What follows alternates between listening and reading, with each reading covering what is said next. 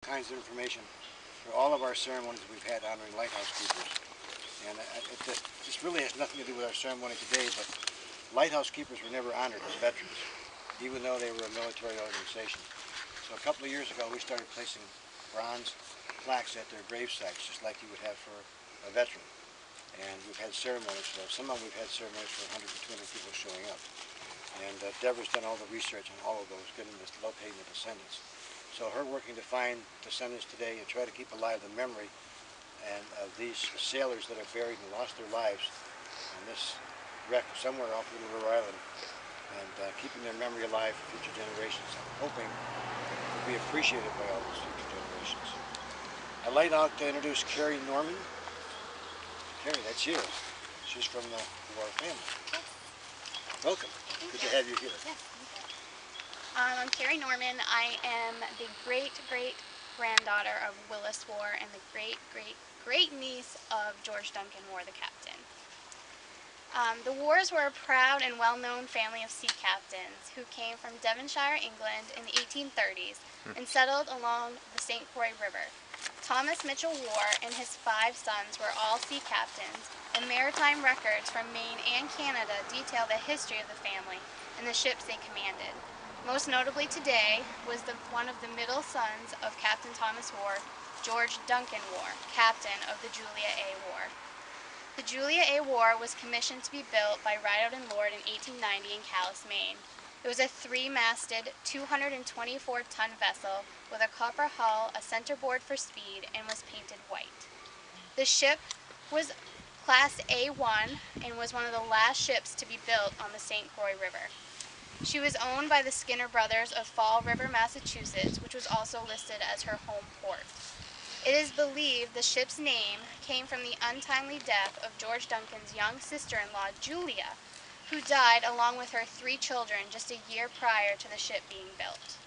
The Julia A. Warr made its first launch in April of 1891 and would go on to make trips all along the eastern seaboard for the next 6 years under the command of Captain George Duncan Warr.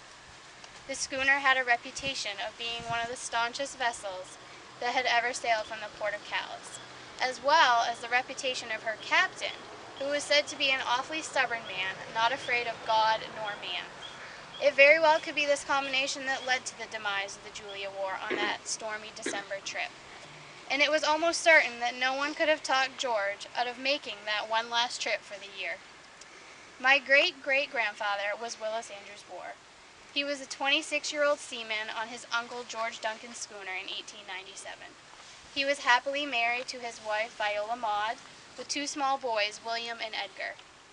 No doubt he had dreams of working his way to becoming a sea captain himself, like his father, uncles, and grandfather before him. The night prior to the ship leaving for its final voyage, Willis laid on the family's couch with his 5-year-old son William by his side. William always recalled his father wearing a dark green turtleneck sweater that night and helping him put on his boots. That is the last memory my great-grandfather William would ever have of his father Willis. As the Julia sailed down the river on that cold, windy December day, Maud and her sons stood in the front yard in Red Beach, waving as they watched the ship sail by and out of sight, none of them realizing that would be the last time they would ever see the Julia A. Warr or her crew again.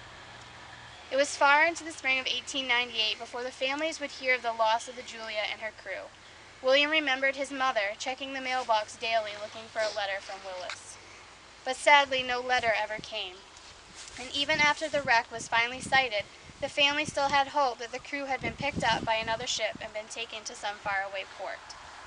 Ultimately, the newspapers reported that nothing had been heard of the Julia, and it was likely all hands were lost. After the deaths of their husbands, the lives of the 2 Warr widows changed greatly. My great-great-grandmother moved closer to town to keep house for an elderly man out of financial necessity. Eventually, she remarried and moved across the river to Canada. She lived well into her 90s on her farm overlooking St. Croix Island on the Canadian side. My great-grandfather William went on to serve in World War I and worked for St. Croix Paper Company, which is now known as Woodland Pulp and St. Croix Tissue. His younger son Edgar worked as a barber for many years and lived to the ripe old age of 105. Neither son followed in the footsteps of their seafaring family. As for George Duncan's widow Ida, she and her 6 children were relocated by train to Fall River, Massachusetts, by the Skinner brothers. There the company took care of the family and gave employment to their eldest boy, Frank. Our families eventually lost touch over the years. My grandmother Verna had an interest in genealogy and recorded these first-hand accounts from her grandmother Maud and her father William. It is because of her that we have this information and memories for years to come. She worked tirelessly for years writing letters to strangers, posting newspaper articles in the local papers, and writing stories to pass down to the next generation. Her research was even instrumental in determining the correct names of some of the crew members on this plaque. And I know without a doubt she would be over the moon to learn of the discovery at the Little River Lighthouse, a detail in the story we had never heard before Deborah contacted me a few short weeks ago.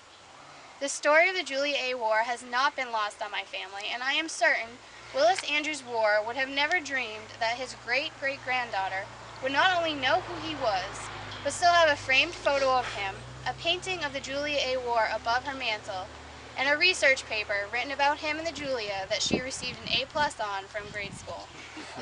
The memory of the ill-fated Julia A. Warr and her crew has always lived on in our family, but we are very proud to see that it will now live on forever for everyone else with the addition of this memorial plaque at the Little River Lighthouse. We thank you all for your hard work and research to make this possible. And a special thank you to Deborah Baldwin for connecting the dots through Ancestry.com so you could find me so we could all be here today.